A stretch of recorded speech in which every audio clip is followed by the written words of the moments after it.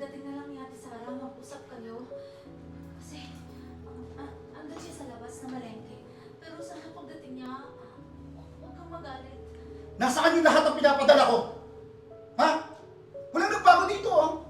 Anak, malma ka. Nasaan yung Ate Sarah mo? Mag-usap na. Andito ka na pala.